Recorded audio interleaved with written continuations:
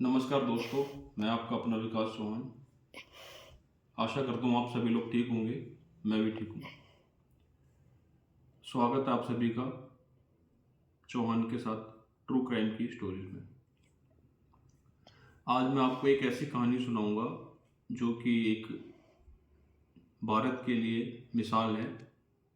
आज तक की उस कहानी से पहले ना कभी हुआ था और ना उस कहानी के बाद कभी हुआ है। मैं आपको ये बता रहा हूँ हमारे भारत के प्रधानमंत्री जिसे जो कि एक पुलिस में स्टेशन में रिपोर्ट लिखवाने के लिए उनसे रिश्वत मांगी गई थी।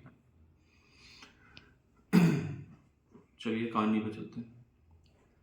बात 1979 की है। उस टाइम हमारे भारत के प्रधानमंत्री, वैसे तो 1979 में दो प्रधानमंत्री थे हमारे देश के, एक मोरारजी देसाई जी, दूसरे हमारे चौधरी चरण सिंह जी। तो ये बात चौधरी चरण सिंह जी की है, टाइम वक्त की है जिस वक्त तो देश के प्रधानमंत्री थे। थोड़े ही कम टाइम के लिए देश के प्रधानमंत्री बने थे वो, मात्र 23 दिन के लिए। ये उन 23 दिन के बीच की ये सच्ची घटना है।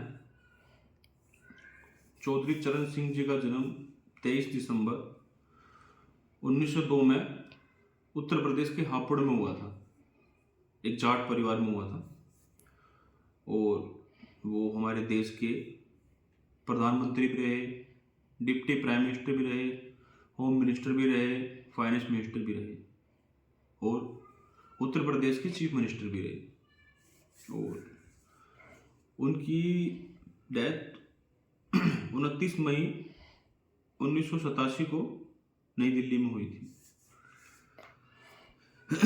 वो एक जनता पार्टी से प्राइम मिनिस्टर बने थे और हाल ही में 2024 में उनको भारत रत्न से भी नवाजा गया है मरणोपरांत।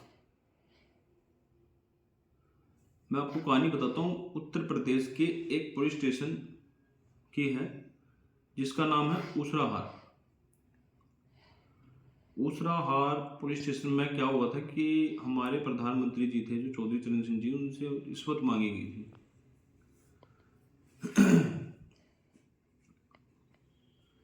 उस पुलिस स्टेशन में हुआ क्या था कि शाम के वक्त, गर्मियों का टाइम था,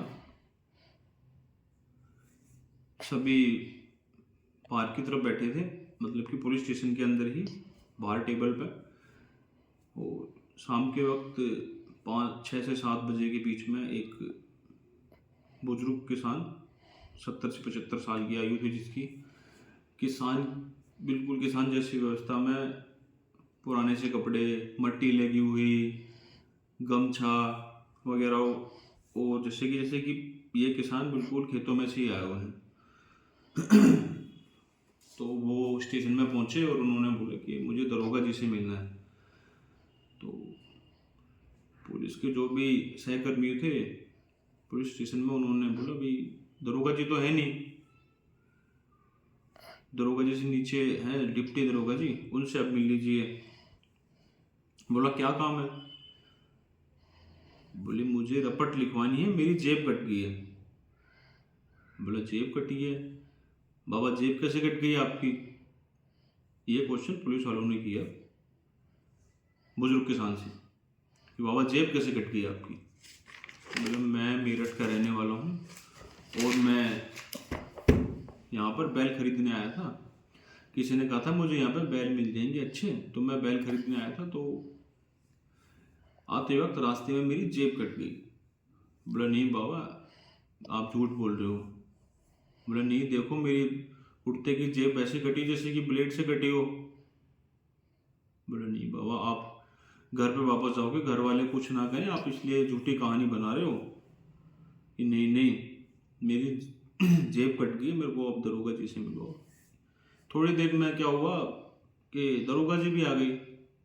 तो दरोगा जी से भी उन्होंने बहुत गुजारिश की कि दरोगा जी ऐसी ऐसी बात है, मेरी जेब कट गई, मैं बैल खरीदने आया था, तो आप मेरी रपट लिखवा दिए। दरोगा जी ने भी उनको टाल मटोल करी, भाई नहीं बाबा ऐसे नहीं होगा, ये वो है, बहुत सी धाराएं लगती हैं इसमें, क्या पता कैसे कटी है कैसे नहीं कटी है। निराश होकर चौधरी चरण सिंह जी बाहर की तरफ चल दिए। तो वहाँ पे उन्हें एक सिपाही मिला और सिपाही ने बोला बाबा क्या हुआ? बोला बेटा मुझे रपट लिखवानी है, मेरी जेब कट गई। जेब कट गई? बोला बाबा रपट तो लिख जाएगी पर थोड़ा सा ना खर्चा पानी लगेगा। तो बुजुर्ग किसान बोले कि भाई मेरे पास तो वैसे ही पैसे नहीं है, मेरी तो वैसे ही जेब कटी हुई है। बोले बाबा देखो खर्चा पानी तो लगेगा, रपट आपकी लिख जाएगी, ये बात पक्की है। तो बोले चलो ठीक है, कितने पैसे देने होंगे? तो उस सिपाही ने बोला कि बाबा आपको मात्र 35 रुपये देने होंगे। 35 रुपये देने होंगे, जो कि उस सिपाही ने उस किसान से रिश्वत के तौर पर मांगे थे। ठीक है, 35 रुपये देने के लिए मंजूरी भर ली। फिर उन्होंने क्या किया कि वो भी रिपोर्ट लिखने के लिए तैयार हुए थे। तो उन्होंने जो भी सारी दास्तां थी, मैं मेरठ का रहने वाला, जो भी अभी थोड़ी देर उन्होंने बताया। उसके बाद उन्होंने पूछा कि बाबा आप इस पर अंगूठा लगाओगे कि या दस्तखत करोगे? तो किसान बोला कि मैं दस्तखत करूंगा इसके ऊपर। बोले ठीक है। तो उन्होंने क्या किया कि पेन भी ले लिया और स्टैम्प पैड भी ले लिया। पेन से साइन कर दिए। वो पुलिस वाला देख रहा था कि बोले ये है क्या। इन्होंने पेन भी ले लिया और स्टैम्प पैड भी ले लिया। उन्होंने दस्तखत किए और अपने उसी मैले कुचले कुर्ते की जेब में से एक मोहर निकाली और स्टैम्प पैड पर लगाई और अपने दस्तखत के वहाँ पे उन्होंने स्टैम्प को लगाया, जिसमें लिखा हुआ था चौधरी चरण सिंह, भारत सरकार, भारत प्रधानमंत्री। तो जब ये देखा पूरा थाना हक्का बक्का रह गया। सभी घबरा गए कि ये क्या हो गया, ये समझा कौन और ये निकला कौन। जब ये बात पता चली कि भाई इस थाने में तो भारत के प्रधानमंत्री हैं किसान के बेस में, तो ये बात तो जैसे ऐसे फैली जैसे कि गांव में आग। जिले के जितने भी आला अधिकारी थे, जितने भी बड़े बड़े एसपी डीएसपी, सभी भाग के आए उस पुलिस स्टेशन में। और पुलिस स्टेशन में आने के बाद चौधरी चरण सिंह जी का आदेश ये था कि पूरे थाने को सस्पेंड किया जाए और पूरा थाना तुरंत सस्पेंड कर दिया गया।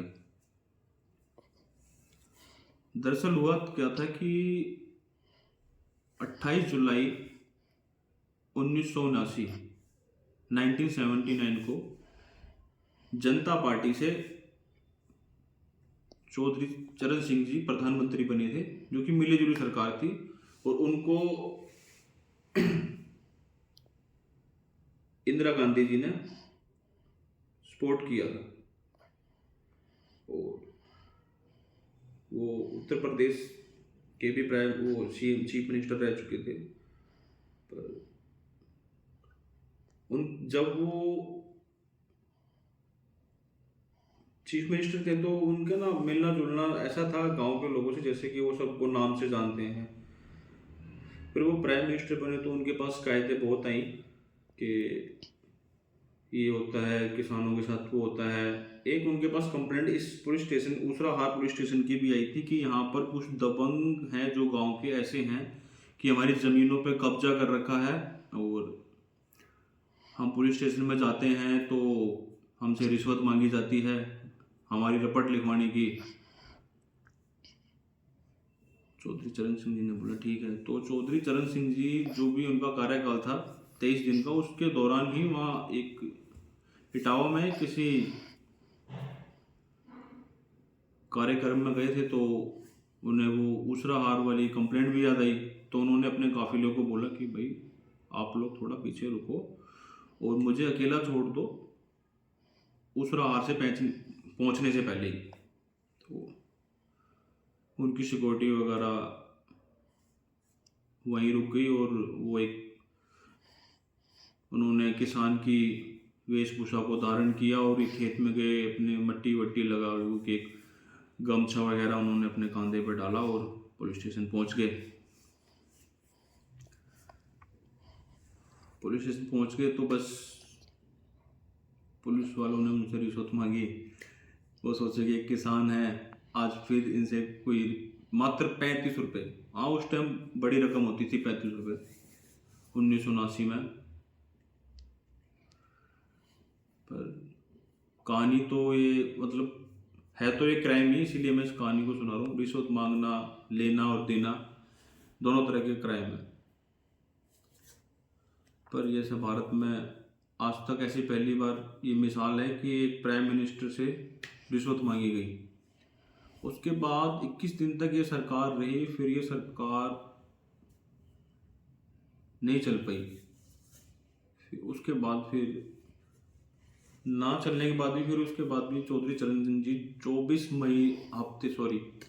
हफ्ते तक भारत के केयर टेकर प्राइम मिनिस्टर रहे थे। बहुत ही अच्छे प्रधानमंत्री थे, अपने दौर के किसान नेता भी थे, धरती से जुड़े हुए थे बिल्कुल भी। भूमि सुधार के बहुत कार्य किए उन्होंने। धन्यवाद, मिलते हैं नेक्स्ट वीडियो में। जब तक अपना ख्याल रखिए अपनों का। जय हिंद, जय भारत।